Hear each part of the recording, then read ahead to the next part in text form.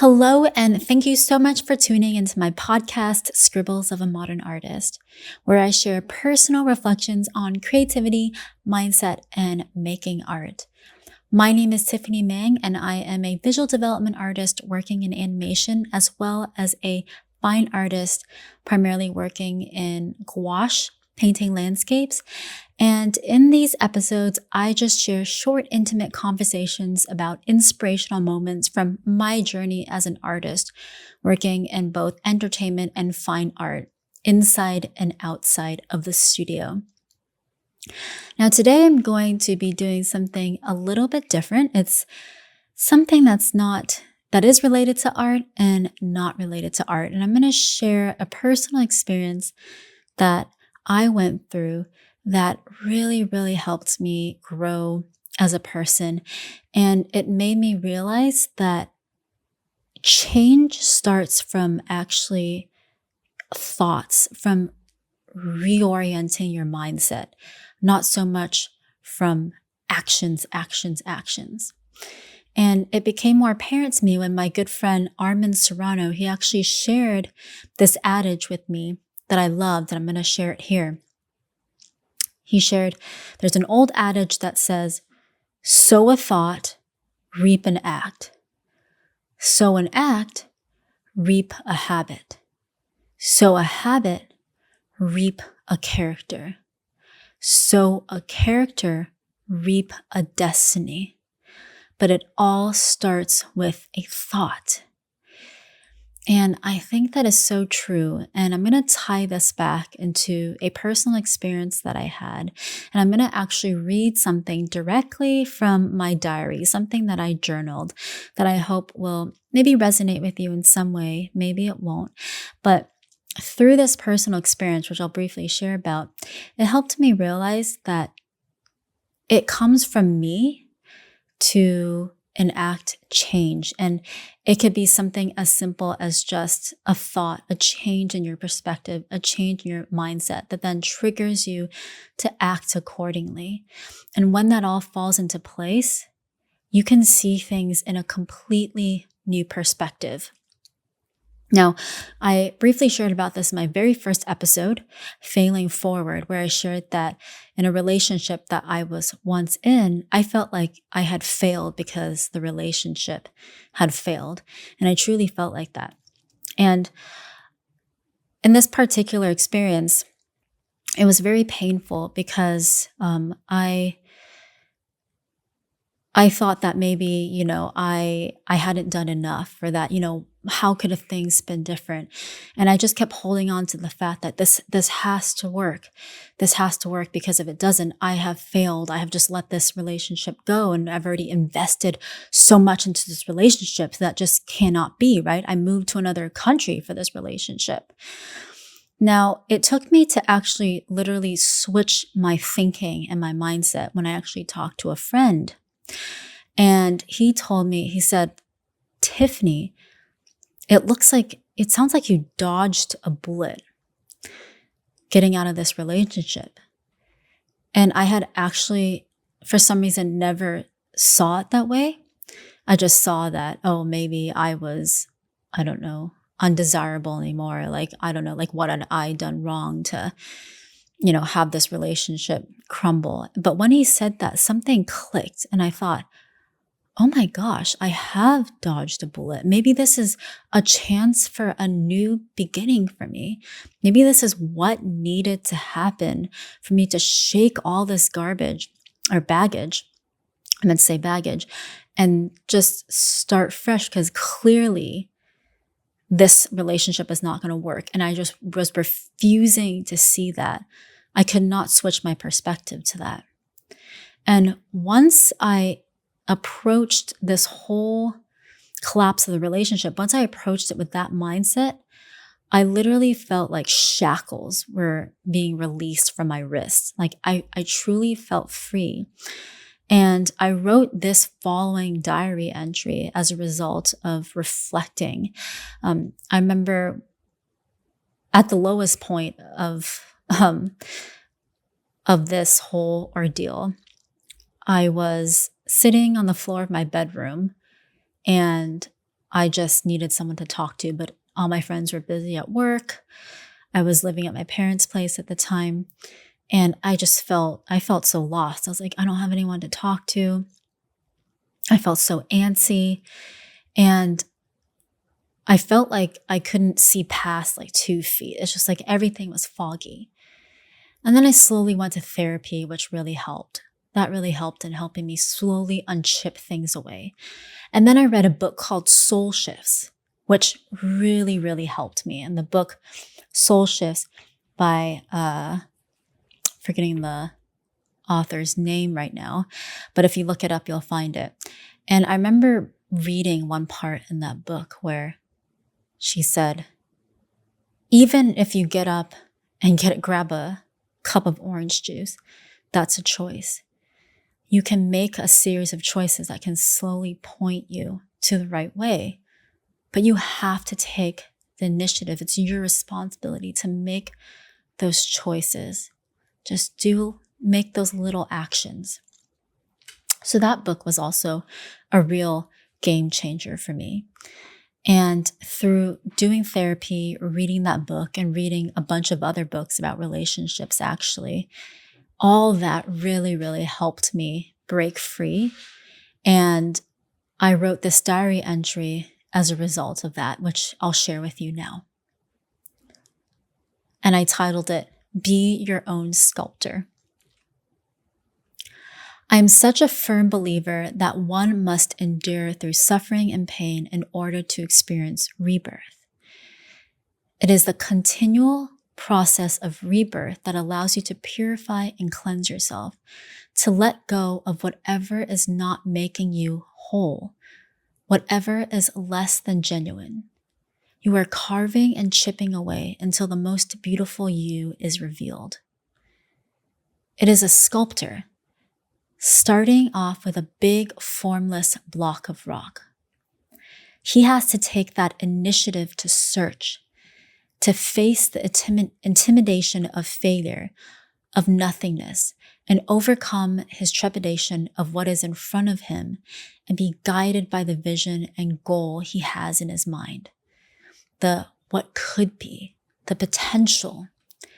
He has to search, to carve, and cut away until he finds the perfect shape with careful thought, insistent searching, care, love, graciousness to that rock for allowing him to create his masterpiece. He has to find those shapes and those angles that resonate with the truth and embody the vision he always had in his mind. Likewise, we are our own sculptors.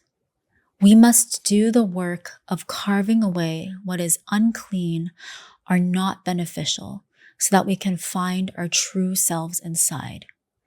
We must not remain formless like a bed of rock. No one will do the work for us except ourselves. Anyone who doesn't do the hard work of sitting down to search, seek, take risks, and truly open their eyes and see, look, and identify what is unneeded in themselves will never be able to find the marvelous work of art that he or she has the potential to be. If I hadn't come back to San Diego, I wouldn't have read all the books that I read. Each one shaped and helped mold me in specific ways. I wouldn't have embarked on a journey to tap into my consciousness and tell it to wake up, because sometimes it's scary to do that. I wouldn't have journaled so much, read soul shifts, and reflected so much. I wouldn't have searched and opened my eyes to see what there is to see, especially if it is difficult or uncomfortable. I wouldn't have been able to practice patience in my temper, my words, my reactions to things, people, or situations. I wouldn't have realized the value of self-restraint. I wouldn't have learned what it means to be a gracious receiver aside from being a gracious giver. I wouldn't have realized that sometimes what it means to love someone is to truly step back and do nothing, but still extend graciousness when needed. I wouldn't have realized the weight of the choices I make every day and how every moment we have the opportunity and responsibility to make a choice that can benefit us or contract us. I wouldn't have fully realized the importance of exuding love to the best of your abilities to everyone around you, your family, friends, and even people you don't know. To calibrate yourself in a way so that your vibrational presence is an inspiration to those around you. I wouldn't have realized that my highest goal in life is to become a conduit of light and an ambassador of love, to exude that love in every possible moment that I can. I wouldn't have learned to look at each hardship with gratefulness, gracefulness, tenacity, and a heart of openness that is willing to acknowledge whatever is in front of me and extract its futility. I would not have realized that doing the hard work of seeing, digging, recalibrating, and healing is a blessing, not a burden, not a wall, not an obstacle. So this is what I wrote in my journal. And I truly believe that, no matter what situation you're in, it can even apply to art itself. And I often tell students actually that painting doesn't start with skill. I actually launch all my courses by saying that it starts with the right mindset. If you enter into any creative endeavor with the mindset of, I'm going to face this hardship, I'm going to see how much I can extract from it and be willing to go through the hardship, to learn, be willing to acknowledge and see where I fall short, that's where you're going to grow the most. And I truly think that painting is a mindset, and it starts with really being open to seeing the world around you in beautiful and creative ways, and not, in a rigid, in a one sort of way. And I think this experience taught me so much because I was so unwilling to see what was in front of me. I was so unwilling to see that something had failed, that it wasn't going to work. I just kept holding on to something that wasn't there. And once I learned to open my eyes to see the truth, that's when the truth set me free. And so I just learned so much, and I'm so grateful for everything that happened. And I rarely write long journal entries like this, but I did write this. I did journal a lot during that time. And I think it was one of those really pivotal moments in my life. And so I'll read that old adage again. Sow a thought, reap an act.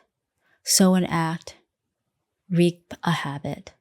Sow a habit, reap a character. Sow a character, reap a destiny. But it all starts with a thought. So no matter what you're going through right now, I don't know what it is, but hopefully maybe this will speak to you in some way, whether it be art related or person related. I don't know. I hope that this resonated with you. And if it didn't, that is okay as well.